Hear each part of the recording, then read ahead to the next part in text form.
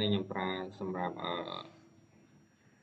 បើសិនបើយើងចង់ញ៉ាំហូបអីចឹងយើងអាចជ្រើសអាចចុចទៅ random សម្រាប់យើងបាក់សម្រេចចិត្តហើយវា load ឲ្យយើងបានទៅហូបអីចឹងទៅ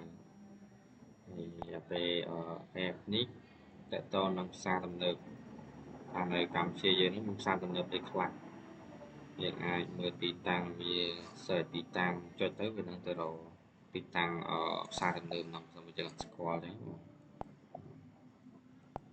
ហើយពេលនេះគឺ school មានថាវាសូមបង្ហាញពី school សាកលវិទ្យាល័យទាំងអស់នៅវិញយើងមានណាខ្លះបើនិស្សិតក៏ចង់ចូលមើលអាចចូលបាន detail វាផ្សេងៗនៅនឹងទៅហើយពេលកន្លែងនេះគឺនិយាយទៅនឹងភ្លើងចរាចរណ៍នៅកម្ពុជាយើងសញ្ញាអីផ្សេងមានសញ្ញាគ្រោះថ្នាក់សញ្ញាអីចឹងទៅកន្លែងនេះចឹងផ្លាកសញ្ញាចរាចរណ៍ចេញមកវាមានច្រើនផ្នែកវាមានផ្លាកសញ្ញាប្រុងប្រយ័ត្នមានគ្រោះថ្នាក់មានអីហ្នឹងបែងចែកផ្សេងទៀតនៅក្នុងយើងអាចមើលបាន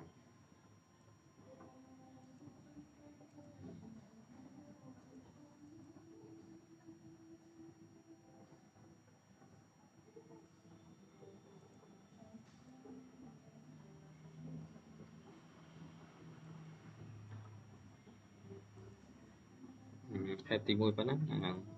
app នេះខ្ញុំធ្វើឡើងដើម្បីកាត់បន្ថយការផលវិបាករបស់និស្សិតដំណើរពីភ្នំពេញអញ្ចឹងដូចឡានក្រុងតែនៅភ្នំពេញមានចំណតនៅណាខ្លះអានេះពីម្ហូបអាហារបើសិនបើយើង